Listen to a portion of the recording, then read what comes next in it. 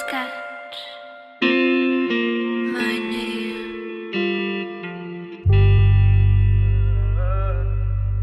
If I had ever changed, let's be friends.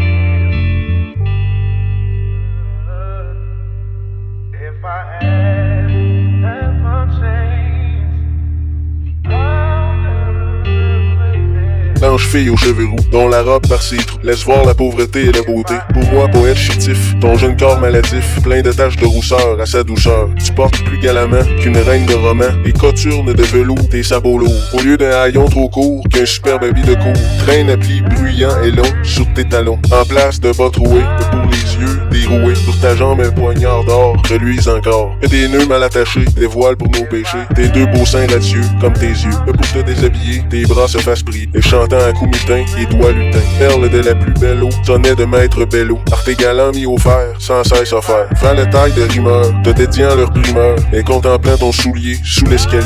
Maintes pages et prix du hasard, maintes seigneurs et maintes ronsards. Épirait pour le déduit, ton frère réduit. Tu contemplais dans tes lits, plus de baisers que de lits, et rangerais sous tes lois, plus d'un valois. Cependant tu vas, gueusant, quelques vieux débris gisant, au seuil de quelques véfaux de carrefour. Tu vas lorgnant en dessous, des bijoux de 29 sous, dont je ne puis, oh pardon, te faire don. Pas don, sans autre ornement, parfum, perle, diamant, que ta maigre nudité, oh ma beauté. Andromaque, je pense à vous, ce petit fleuve pauvre et triste miroir où jadis resplendit l'immense majesté de vos douleurs de veuve. Et si à moi menteur, qui par vos pleurs grandit, a fécondé soudain ma mémoire fertile, comme je traversais le nouveau carrousel, le vieux Paris n'est plus la forme d'une ville, change plus vite, hélas, que le cœur d'un mortel. Je ne vois qu'un esprit, tout ce camp de baraques, des tas de chapiteaux ébauchés et de fûts, les herbes, le gros bloc verdi par l'eau des flaques, et brillant au carreau, le bric-à-brac confus. Là s'étalait jadis une ménagerie, là je vis un matin à l'heure où sous les cieux, froid et clair, le travail s'éveille, où la voirie pousse un sombre ouragan dans l'air silencieux. Le cygne qui s'était évadé de sa cage, et de ses pieds palmés,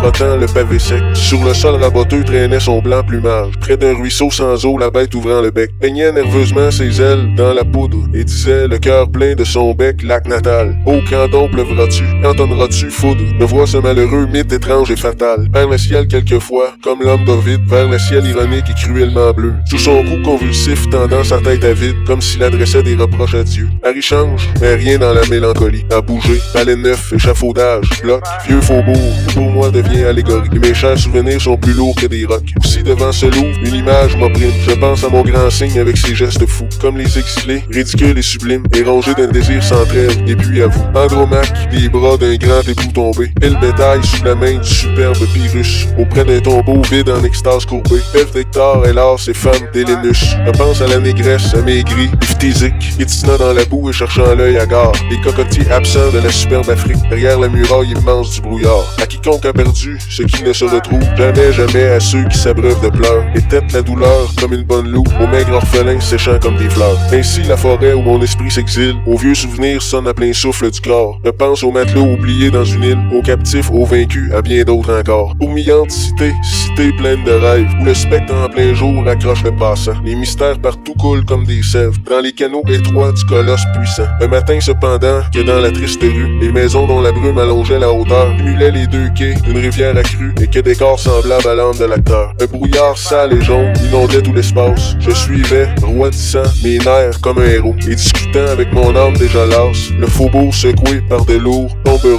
Tout à coup, un vieillard dont les guenilles jaunes imitaient la couleur de ce ciel pluvieux, et dont l'aspect aurait fait pleuvoir les hommes sans la méchanceté qui luisait dans ses yeux, apparut, ondu dit sa prunelle trempée. Dans le fiel, son regard aiguisait les frimas, et sa barbe à longs poils, droite comme une épée, se projetait pareil à celle de Judas. Il n'était pas voûté, mais cassé son échine, faisant avec sa jambe un parfait angle droit, et si bien que son bâton, parachevant sa mine, lui tenait la tournure et le pas maladroit. Un quadrupède infirme ou d'un juif à trois pattes, dans la neige et la boue, ils allaient s'empêtrant, comme s'ils écrasaient des morts sous ses savates, hostiles à l'univers plutôt qu'indifférents. Son pareil le suivait, barbe, œil, dos, bâton, loque, nul trait ne distinguait du même enfer venu. Ce jumeau centenaire et ses spectres baroques marchaient du même pas vers un but inconnu. À quel complot infâme étais-je donc en but, ou quel méchant hasard ainsi m'humiliait, car je comptais cette fois de minute en minute ce sinistre vieillard qui se multipliait. Et celui-là qui rit de mon inquiétude et qui n'est pas saisi d'un frisson fraternel, songe bien que malgré tant de décrépitude, les sept monstres hideux avaient l'air éternelle. Aurais-je sans mourir contempler le 8e, sosie, inexorable, ironique et fatal. Écoutant Phoenix, fils et père de lui-même, et je tournais le dos au cortège infernal. Exaspéré comme un ivrogne qui voit double, je rentrais, je fermais ma porte épouvanté. Malade